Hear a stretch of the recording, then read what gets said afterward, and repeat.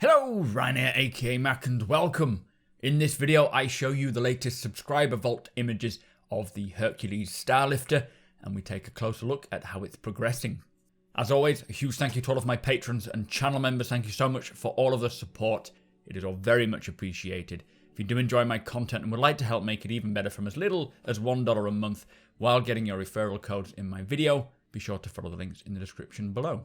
So we've been seeing a lot of this Hercules Starlifter of late. This is a military transporter. We have had a couple of sneak peeks of its progress on shows like Inside Star Citizen, and now we have some extra shots posted in the subscriber vault.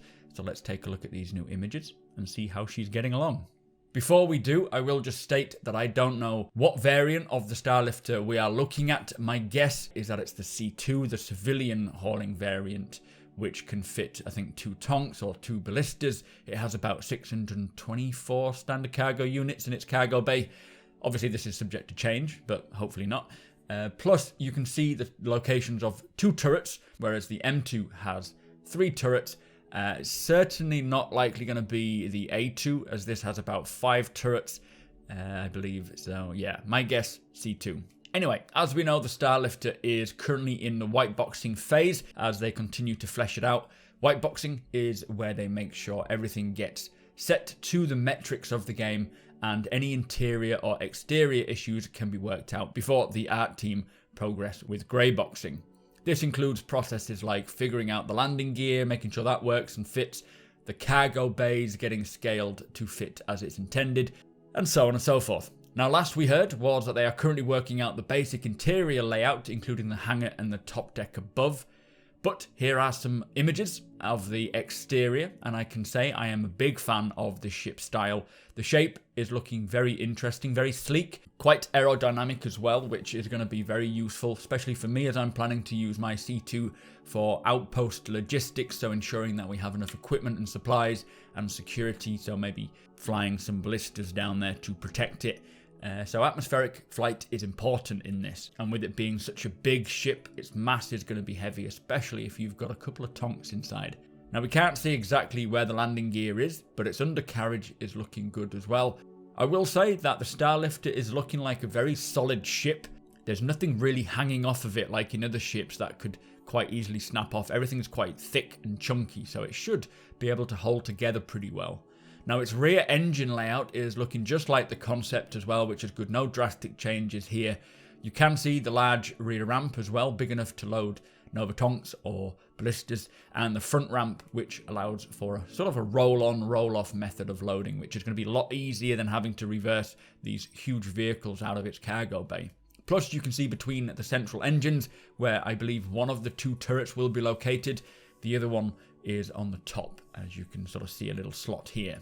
So on to its interior. Firstly, we're looking at the cockpit and the pilot's view. This feels great. I love the concept art for the cockpit and I cannot wait to be flying it. But it does feel pretty similar to the MISC Freelancer in terms of visibility with just a strip of a view. So it's not likely going to have the best visibility in the cockpit. It will still look great, I'm sure, and you can see you have extra MFD panels on the left for the pilot, a central console dividing the pilot and co-pilot seats, and as you can see from behind in the next shot, there's an additional seat rail for a 3rd member. I do wonder what they will be doing, and on the wall next to them there's this running design, which I wonder if these are some sort of servers maybe, some kind of 3rd operator making use of these.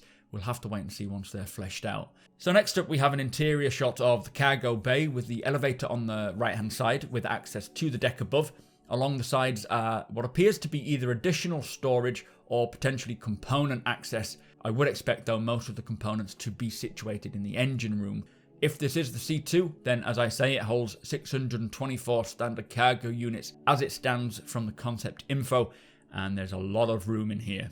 Now, the deck above the cargo bay is how you access the rest of the ship, with its habitation, sleeping quarters, the engine room, the bridge. Not sure what this central area is of this top deck, if it has any relevance. We'll have to wait and see. But the final image, I think, is of the interior doors, not a docking collar.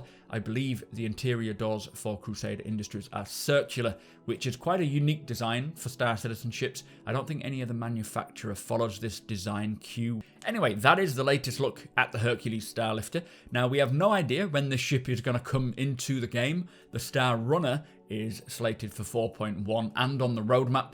So will we see these two ships come at a similar time? I think it is very possible. They are storming through the Starlifter. They could be keeping this ship's release close to their heart for a surprise, but I personally think the Starlifter will release this year. Whether it's 4.1, 4.2, I don't know. Anyway, do let me know what your thoughts are on the Starlifter and when you expect we could see it.